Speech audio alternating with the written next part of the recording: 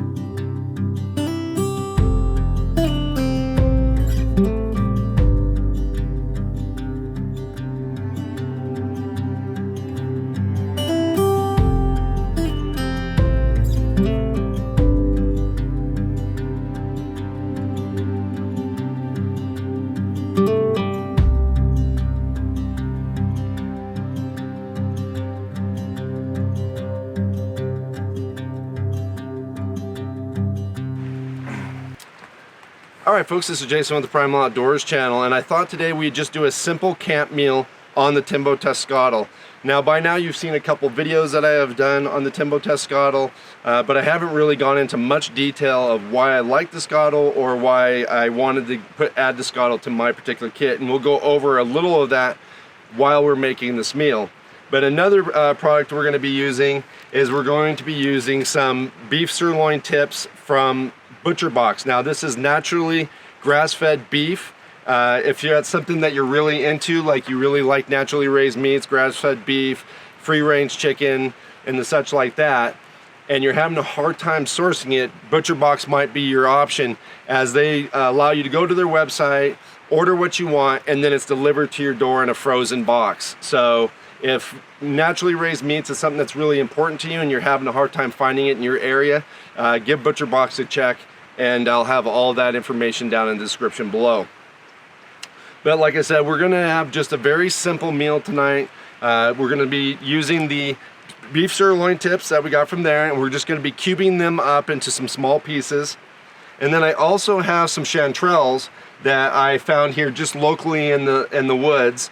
They're growing really well this year, and we're just finding tons of them, and it's really great. But I've been really enjoying those almost every meal. Then we also have a purple onion that we'll be adding to it. Another mainstay in most of my dishes, a serrano pepper. I just like to have a little bit of heat in my meals. We've got a cube of butter, and then because we're just a bit on the lazy side, instead of a clove of garlic, we're just going to squeeze some out of this little squeeze tin of garlic. So, alright, so the first thing I like to do when I'm cooking on the Skottle, most of this stuff is very stir-fry like that I like to cook on the Skottle because it's very quick and easy, and I like to make myself some healthy meals, and I like it to be quick and easy, so stir-fry works really well. The Skottle is basically like a wok, if you've ever cooked on a wok, except for it's much more shallow, and the advantage to that is it makes it easy for you to move your food off to the side, and that's where I say it's almost like having 3 or 4 pans in one, because you can always have something kind of cooking and then you can move it to the side and it can still be staying warm while you cook something else. So it's kind of like you cook something in a pan and set it aside, and then cook something else and set it aside, and then eventually add it all together later if that's what you're trying to do. But one of the tricks that I've kind of learned with the Skottle is make sure to try to cut everything up, have everything prepared the way you're going to put it on the Skottle before you start cooking, just because it does cook very fast, and if you're dinking around cutting something else up thinking that you're going to have time, a lot of times what I've found is I've burnt stuff, and so I've just kind of gotten the habit of going ahead and cutting everything up before I actually put it on the Skottle. So that's what we're going to do right now.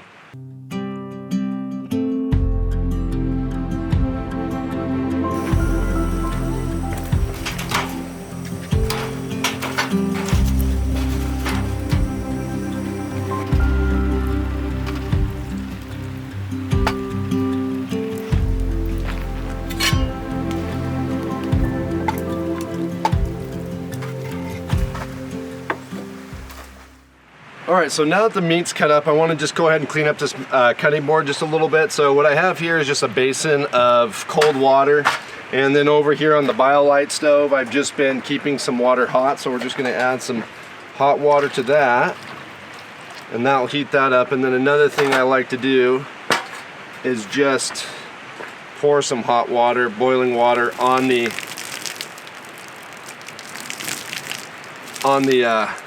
cutting board. Set that there, like that.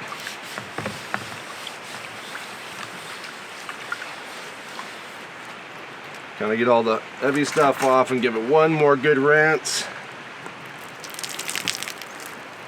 Okay. So there we go. We'll just set that aside.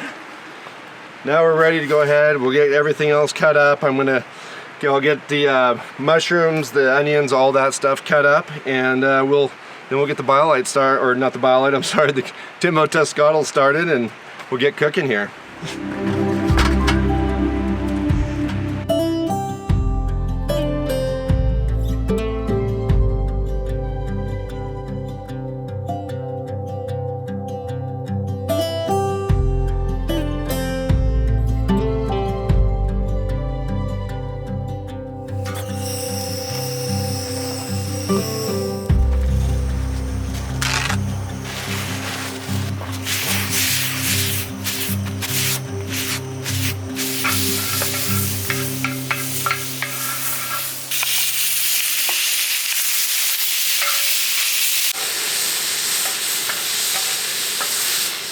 Alright, so I got the Skottle all cleaned up. It was super simple, just wiped it down with a paper towel.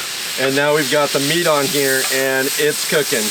And all I'm going to do at this point is just get it brown, just basically to where I really don't see any more pink on it. Then we'll go ahead and add the vegetables.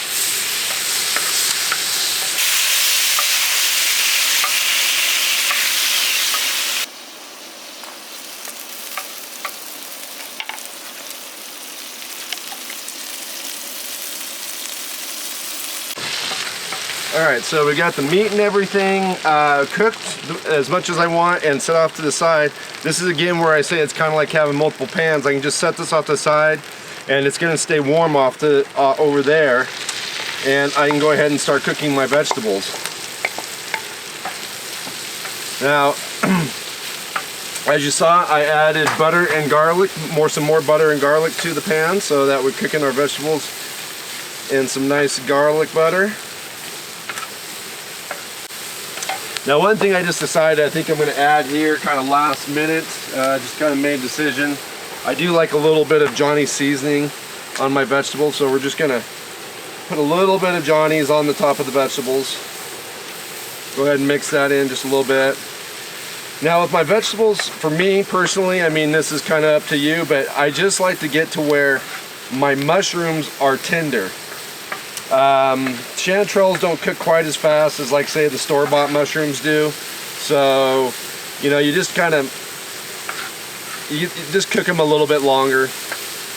But this way here, I've got my meat off to the side and I'm not overcooking my meat. Because again, with this being naturally fed, grass-fed beef, it's a lot similar to good elk or good deer. So you don't really, in my opinion, you don't really want to cook that too heavily. It can get very dry very quick, so I like to leave it just kind of medium rare. So I am going to have it cook a little bit more because it's a little bit extra rare right now, but I don't want it to overcook while I'm trying to get my vegetables done.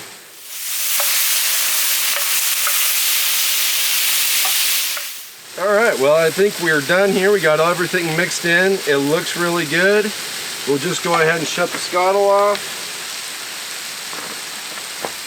Let that sit for a minute. And then we'll dish up a plate. Now, before I dish up my plate, I add this meat on here, so I'm going to take this hot water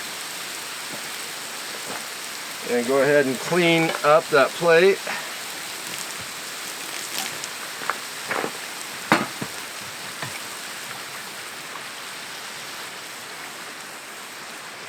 Alright, now just give it another good rinse with that hot water. Alright, plate ready to eat.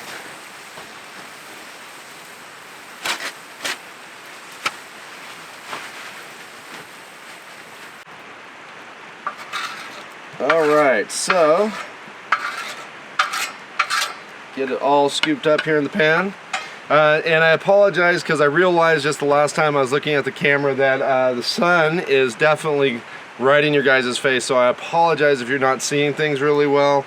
That was a major fail on my part. But if you enjoyed the cooking video, please let me know down in the comments. If you enjoyed the video, you know, likes and comments are great. If you hated the video, go ahead and give me a thumbs down, and we'll catch you guys again outside.